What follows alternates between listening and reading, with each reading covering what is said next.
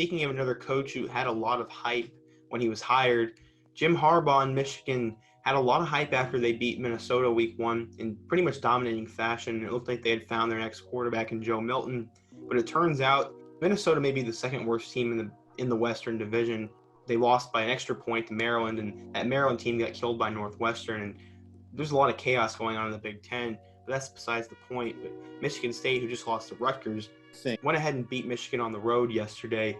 What are your takeaways from that? Is it time for Harbaugh to go? What do you think? What do you even make of this? Well, I was surprised Michigan State won.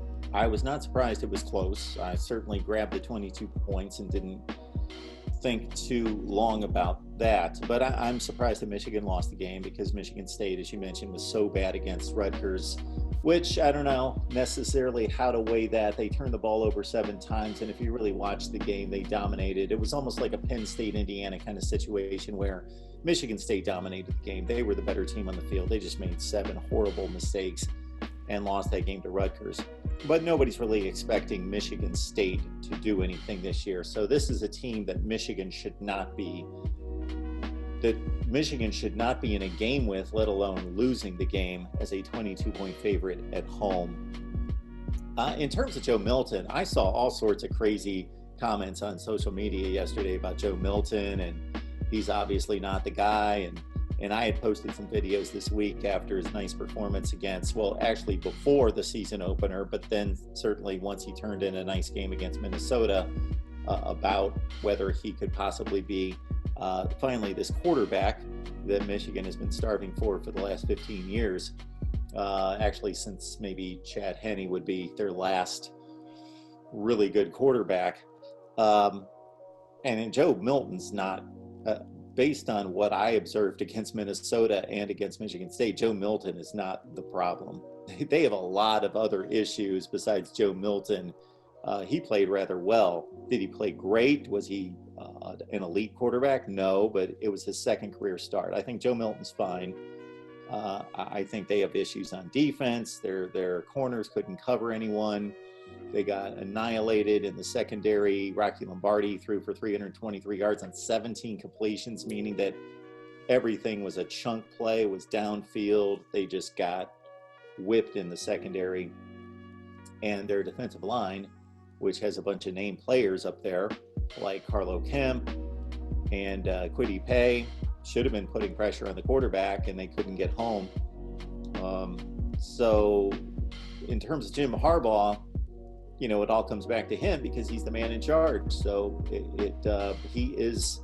is he a good coach? I think he's a really good college football coach.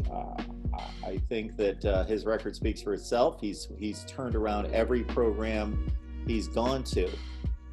Every program that he's gone to, both in the NFL and in college football, were tons better once he got there and reworked the roster and recruited and built his system. Problem is, in the Big Ten, he's running up against a juggernaut, number one. Number two is that they're improved, but they're not improved enough. He's making top 3 money in college football. He's making Jimbo Fisher kind of money and Nick Saban kind of money. And they have ascended to a certain level, and now they're just stagnant at that 9-3 level.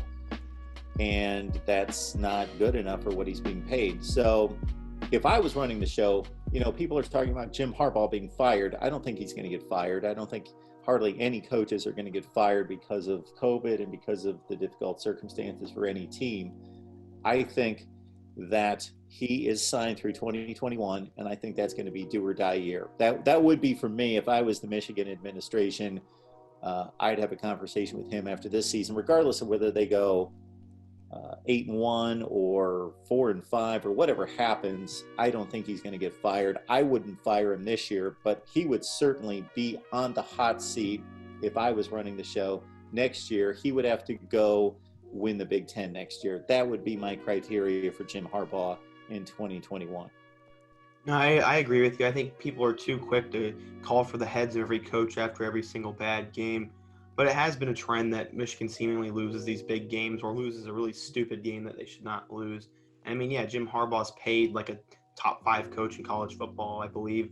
So losing to Michigan State, who's not very talented, is very young, and is under a first-year head coach, is kind of unacceptable when you have that kind of talent. One thing I was going to mention is they ran the ball extremely well against Minnesota.